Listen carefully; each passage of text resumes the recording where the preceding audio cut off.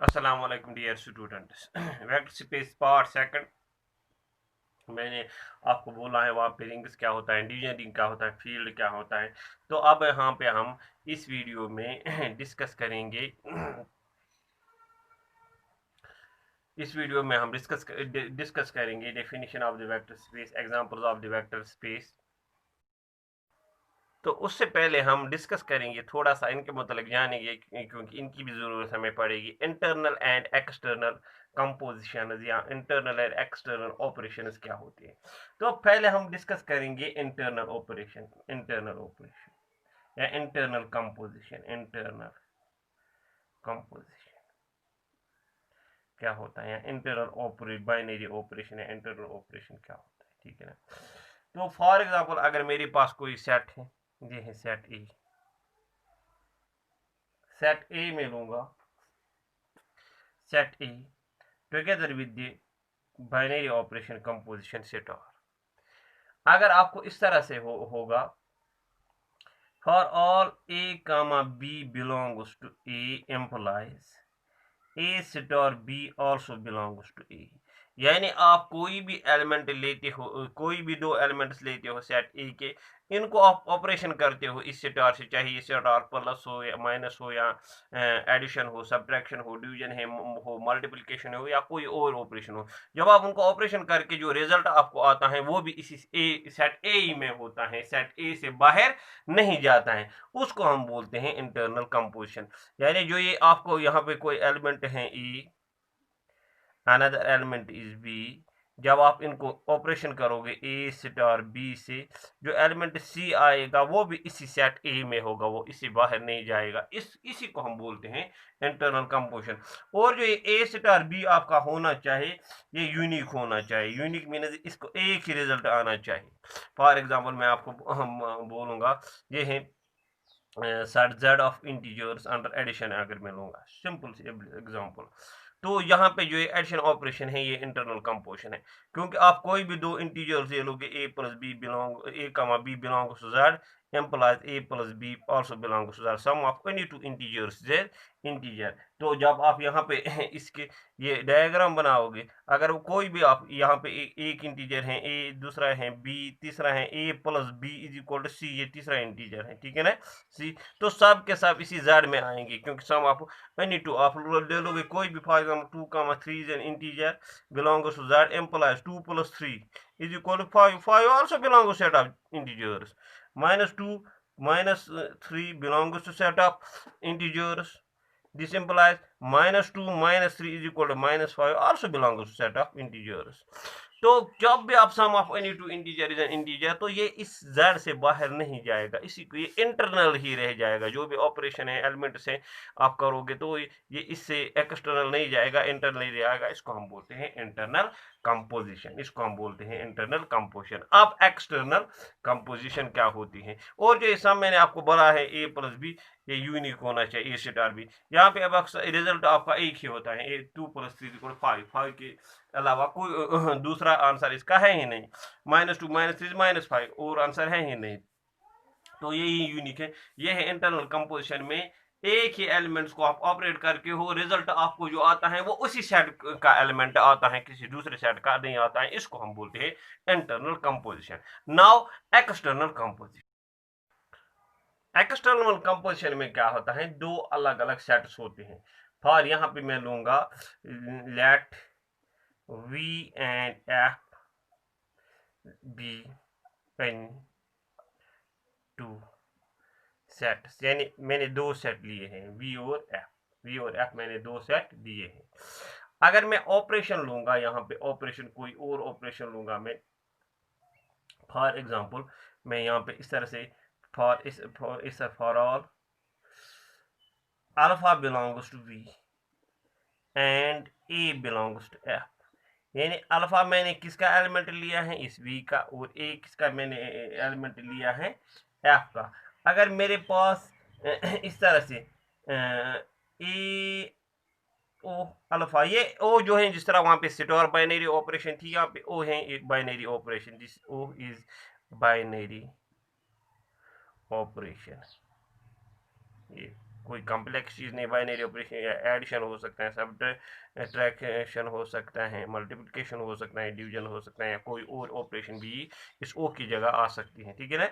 तो जो ये ए ओ अल्फा ये आपको बिलोंग करेगा वी को, ये आपको बिलोंग करेगा वी को। और जो ये ए ओ अल्फा होगा यानी ऑपरेशन ये यूनिक होगा यानी एक ही आंसर होगा, तब हम इसको बोलते हैं एक्सटर्नल। देखो क्योंकि यहाँ पे एक्सटर्नल, यहाँ पे दो डिफरेंट सेट के एलिमेंट्स को ऑपरेट करते हो तो एलिमेंट्स एक ही सेट को बिलोंग करते हैं यानी बाहर जाते हैं। फॉर एग्जांपल यहाँ पे एक सेट है तभी जाके इसको हम एक्सटर्नल, यहाँ पे है एफ और यहाँ पे है वी, इसके एलिमेंट्स को मैंने ए बी सी से डिनोट किया है, इसके एलिमेंट्स अल्फा बीटा गामा से, ठीक है ना, ए बी सी एफ के, इसके alpha beta gamma and so on. तो जब हम इनको ऑपरेशन करते हैं इस ओ से इनको ऑपरेशन करते हैं, कोई ऑपरेशन यहाँ पे इस तरह से है यानी ऑपरेशन कोई करते हैं हम ओ से, तो जो एलिमेंट्स आते हैं इस तरह के एलिमेंट जो जो जो आपको आते हैं इस तरह से एलिमेंट्स ए ओ अल्फा, इसी तरह से b o beta, c o gamma and so on, यानी ऑपरेशन करके a O alpha b o beta c o gamma, ये तो ये जो ये ओ है ये ऑपरेशन है, कोई एडिशन सब्ट्रैक्शन डिवीजन मल्टीप्लिकेशन, जो ये आपको ये पूरा मगर वी सेट आता है यानी ये वी में बिलोंग करते हैं। तो इसको हम then this operation o operation यहाँ पे बाइनरी ऑपरेशन ओ हुए, इसको हम बोलते हैं एक्सटर्नल कंपोजिशन। एक्सटर्नल क्योंकि यहाँ पे दो सेट के एलिमेंट को आप ऑपरेट करते हो तो रिजल्ट जो के एलिमेंट्स वो एक सेट में आते हैं। इस सेट वी को जिसमें आपके जो आपने यहाँ पे किए हैं ऑपरेशन, जो आपको टोटल में ये ए ओ अल्फा आपको आ गया, ए ओ अल्फा आगे एलिमेंट बाद में एग्जांपल में दूंगा, ये इस वी को बिलोंग करते हैं यानी जो आंसर एलिमेंट्स निकलते हैं वो वी में है। इस वी को हम यूजुअली इस वी को हम बोलते हैं इस वी के एलिमेंट्स को हम बोलते हैं वेक्टर्स। एलिमेंट्स ये आप नोट करो यहाँ पे, elements of V are called vectors, इनको हम बोलते हैं। यानी आपके पास दो सेट थे वी और एफ, आपने इनके एलिमेंट को ऑपरेट किया, ऑपरेट करने के बाद जो रिजल्टिंग एलिमेंट्स ए ओ alpha b o beta c o gamma निकले वो इस वी में है। इस वी को जिसमें ये एलिमेंट रिजल्ट, इसके एलिमेंट को हम यानी बोलते हैं वेक्टर्स। यानी इसके एलिमेंट्स क्या थी अल्फा बीटा गामा, इनको हम बोलेंगे वेक्टर्स। जो ये है अल्फा बीटा गामा सब एलिमेंट वी के हैं तो ये हैं वेक्टर्स, ये हैं वेक्टर्स। अब जो एलिमेंट्स एफ के हैं, एफ के elements of F R called scalars, elements of F R called scalars, इनको हम बोलते हैं स्केलर्स। ये स्केलर्स हैं, elements of F R called scalars. Basically operation करके जो रिजल्टिंग एलिमेंट आता है वो आपको एफ में नहीं आता है, वो वी में आता है, उस वी के एलिमेंट को हम बोलते हैं वेक्टर्स। और जो एलिमेंट्स ऑफ एफ हैं इनको हम बोलते हैं स्केलर्स। तो जो ये ए बी सी जो एलिमेंट्स हैं किसके एफ के, ये सब के सब इनको हम बोलेंगे स्केलर्स, इनको हम बोलेंगे स्केलर्स। अब आगे चल के हम अच्छी तरह से वेक्टर स्पेस की डेफिनेशन समझ सकते हैं। नाउ वेक्टर स्पेस की डेफिनेशन, तो अभी अभी मैंने आपको बोला है internal composition and external composition. External composition में क्या होते हैं, दो सेट्स आपको होते हैं, एक सेट के एलिमेंटों को आप बोलते हैं वेक्टर्स और दूसरे सेट के एलिमेंटों को आप बोलते हैं स्केलर्स। तो और एक चीज है, जो सेट आपको होता है सेट ऑफ स्केलर्स का, जब आप ऑपरेशन करोगे तो रिजल्टिंग एलिमेंट जो यानी जब आप ऑपरेशन करते हो किनके एलिमेंट्स का, जो आपके सेट ऑफ स्केलर्स हैं और सेट ऑफ वेक्टर्स हैं, तो जो रिजल्टिंग एलिमेंट्स आते हैं वो सेट ऑफ वेक्टर्स में आते हैं। तो यहाँ पे इस तरह से जब आप लेते थे A belongs to F, F is the set of scalars and alpha belongs to V, V is the set of जो resulting element A O alpha तो बिलोंग करेगा वी को, इस वी को आप बोलते हो वेक्टर्स सेट ऑफ वेक्टर्स और F is set of scalars. तो यहाँ पे फॉर एग्जांपल मैं आपको एग्जांपल दूंगा इस तरह से, फॉर एग्जांपल मेरे पास है यहाँ पे set of matrices M, set of matrices M है मेरे पास, and suppose A is any matrix A belongs to M and this A यहाँ पे मैं कोई चीज दूंगा X, for example X X belong set of real numbers. यहाँ पे जो ये आर हैं रिंग नहीं है, यहाँ पे रियल नंबर्स हैं, ये रियल्स।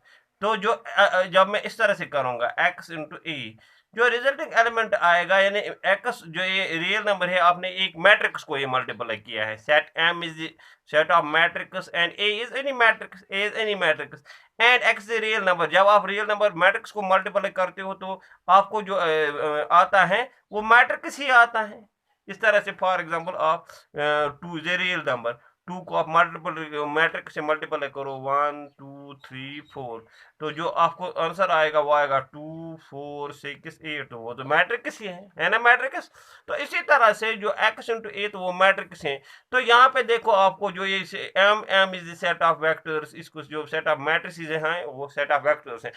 जो क्योंकि मैट्रिसेस भी वेक्टर्स होते हैं, मैंने आपको पहले डेफिनेशन में दिया है। जिस तरह से 2 डायमेंशनल मैट्रिक्स मैंने बोला है आपको, वो हम किस तरह से मैट्रिक्स फॉर्म में लिखते हो, 3 डायमेंशन मैट्रिक्स किस तरह मैट्रिक्स फॉर्म में लिखते हैं, वो मैंने आपको बोला। मैट्रिक्स भी होते हैं वेक्टर्स, तो वो मैंने आपको बोला है। तो ये सेट ऑफ वेक्टर्स हैं, set of matrices. X is real number, जो एक्स इंटू ए आएगा रिजल्टिंग एलिमेंट जो रिजल्टिंग एलिमेंट आएगा एक्स इंटू ए वो भी मैट्रिक्स ही होगा। तो यहाँ पे m जो है, m is the set of vectors and r is the set of scalars. तो ये चीज आपको जहन में रखनी चाहिए। तो अब देखो वेक्टर स्पेस की डेफिनेशन। तो यहाँ पे मैंने एक चीज लिखा है, a set V is a vector space और ए फील्ड F। क्योंकि वेक्टर स्पेस में जिस तरह से मैंने इंटरनल एक्सटर्नल कंपोजिशन में बोले हैं, आपको होते हैं एक्सटर्नल कंपोजिशन में आपको 2 सेट्स की जरूरत पड़ती है, 2 सेट्स की जरूरत पड़ती है। रिजल्टिंग एलिमेंट जब आप करते हो, ऑपरेट करते हो, एक ही में आते हैं, मगर इसके लिए आपको 2 अलग अलग सेट्स की जरूरत पड़ती है।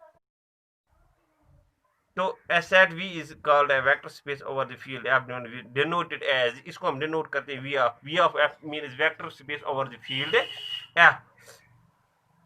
इफ वी हैव 2 ऑपरेशन, हमें 2 ऑपरेशन होते हैं वेक्टर स्पेस में। एक ऑपरेशन हमें होते हैं एडिशन, एक ऑपरेशन हमें होती है एडिशन, एंड दूसरे होते हैं स्केलर मल्टीप्लिकेशन। स्केलर मल्टीप्लिकेशन यानी जो वेक्टर एलिमेंट्स के जो वी हैं, यानी वेक्टर्स, सेट ऑफ वेक्टर्स हैं, इसको हम जो ये एफ है, एफ के एलिमेंट को स्केलर्स बोलते हैं। यानी जब आप स्केलर्स से मल्टीप्लाई करोगे वेक्टर्स तो वेक्टर ही आएगा।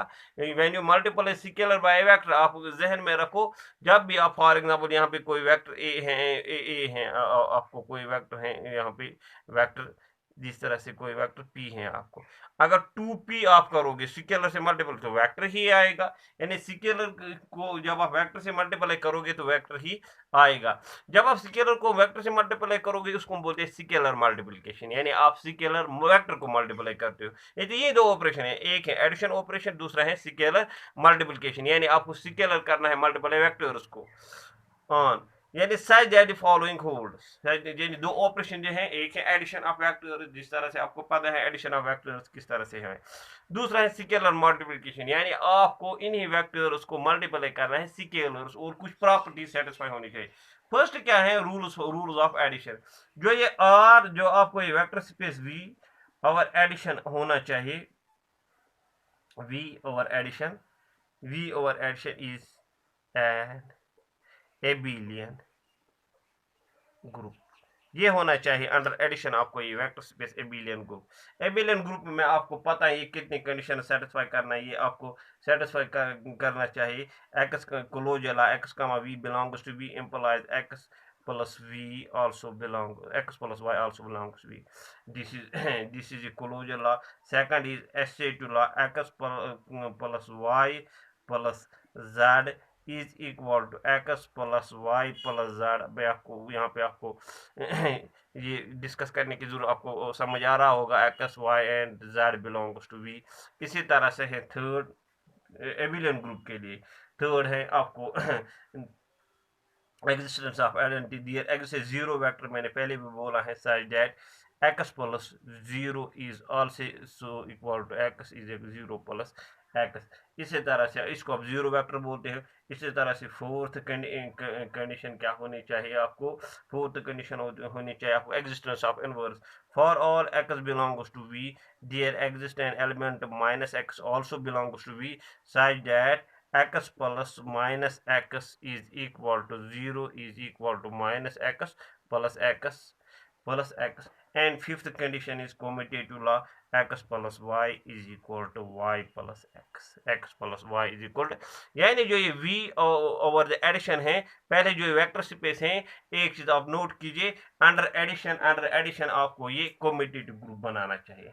अंडर एडिशन आपको ये कम्यूटेटिव ग्रुप बनाना चाहिए। It should be commutative group, it should form a commutative group under addition, it should form a vector space जो है अंडर एडिशन ही पहले आपको कम्यूटेटिव ग्रुप यानी बनाएगा, यानी 5 कंडीशन सेटिस्फाई करेगा। Closure law, associative law, existence of inverse, existence of identity, existence of inverse, and last में commutative law. अब ये नेक्स्ट ये है first rules for addition. Now rules for scalar multiplication क्या है वो मैं आपको बोलूंगा। तो आपने देखा जो वेक्टर स्पेस है अंडर एडिशन, आपको एबिलियन ग्रुप बनाना चाहिए। तो रूल जो है रूल्स फॉर एडिशन आपको पता ही, अंडर एडिशन आपको एबिलियन ग्रुप बनाना चाहिए, 5 कंडीशन सेटिस्फाई करना चाहिए। Rules for scalar multiplication, rules for scalar multiplication scalar multiplication के लिए इसको क्या क्या क्या रूल फॉलो करना है, तो उसके लिए उसको फर्स्ट जो है first, if a belongs to F, यानी ए अगर आपको एफ में है, एफ इज द फील्ड, अब आपको पता है फील्ड क्या है, and this alpha belongs to V, अगर आपको अल्फा किसको बिलोंग करता है, वी को, देन ए इंटू अल्फा यानी स्केलर मल्टीप्लिकेशन, यानी अल्फा इज वेक्टर, क्योंकि वी के एलिमेंट को वेक्टर बोलते हैं, V is the set of vectors, and A जो है फील्ड के एलिमेंट ऑफ स्केलर बोले, मैंने बोला है जो ये एक्सटर्नल कंपोजिशन है A into alpha. Here addition is internal composition, याद रखो वेक्टर स्पेस में एडिशन जो है इंटरनल कंपोजिशन है, और जो स्केलर मल्टीप्लिकेशन है ये एक्सटर्नल कंपोजिशन है। इन वेक्टर स्पेस जो है यहाँ आप नोट कर सकते हो, इन vector space addition is internal composition, and जो मल्टीप्लिकेशन है, स्केलर मल्टीप्लिकेशन, सॉरी मल्टीप्लिकेशन नहीं, बेसिकली जो ये स्केलर मल्टीप्लिकेशन जो है डॉट, वो है आपको एक्सटर्नल कंपोजिशन, तो ये आप नोट कर सकते हो। तो ये आपको ए इंटू अल्फा ये बिलोंग करना चाहिए आपको वी को, जिस तरह से एक्सटर्नल कंपोजिशन में है। तो सेकंड थिंग यहाँ पे आपको स्केलर मल्टीप्लिकेशन में कौन सी प्रॉपर्टी होनी चाहिए, ए इंटू अल्फा प्लस बीटा, अगर मैं लेता हूँ ए इंटू अल्फा प्लस बीटा जो है ये किसके हैं, वी के हैं, वो आना चाहिए आपको A into alpha plus A into beta, A into for all this alpha comma beta this belongs to set of vectors. Third condition क्या सेटिस्फाई करना चाहिए, ये थर्ड कंडीशन अगर a प्लस बी है, यानी सम है दो एल, यहाँ पे सम था दो एलिमेंट्स v का, अल्फा एंड v का, यानी सम ऑफ वेक्टर्स इनटू a, यानी जो ये इनटू a किसका एलिमेंट है, f का, यानी जो स्केलर्स हैं वो डिस्ट्रीब्यूटेड लॉ सेटिस्फाई करते हैं over the elements of v। Now जो अगर मैं लूंगा एडिशन ऑफ स्केलर्स, तो यहाँ पे मैं लूंगा वेक्टर अल्फा, तो ये भी डिस्ट्रीब्यूटिव लॉ सेटिस्फाई करेगा, जो सेट ऑफ वेक्टर्स हैं वो डिस्ट्रीब्यूटिव लॉ सेटिस्फाई करेगा over the set of scalars. तो ये है, यहाँ पे आएगा a into alpha plus b into alpha, for all आपको पता है a comma b belongs to f, alpha किसका है, अल्फा है v का, तो ये है third condition. Now fourth condition, अब इनको पहले जरा इरेज करता हूँ। तो यहाँ पे इस तरह से alpha into fourth condition is alpha into beta x, वो होता है आप, वो होना चाहिए अल्फा बीटा इंटू एक्स, जो ये है अल्फा। यहाँ पे एक चीज, यहाँ पे मैंने एक चीज आप याद रखो, इस तरह से सॉरी, ए इंटू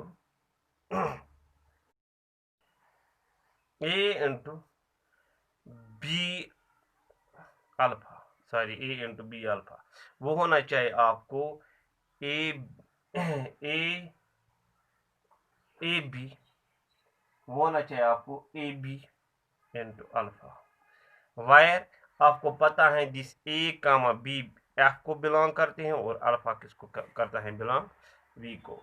लास्ट कंडीशन जो है फोर्थ एंड फिफ्थ कंडीशन, यानी रूल्स ऑफ स्केलर मल्टीप्लिकेशन, जो लास्ट कंडीशन है 1 into alpha is equal to alpha for all, जो ये अल्फा किसका है, अल्फा है वी का, एंड 1 इज द यूनिटी या identity of F under multiplication.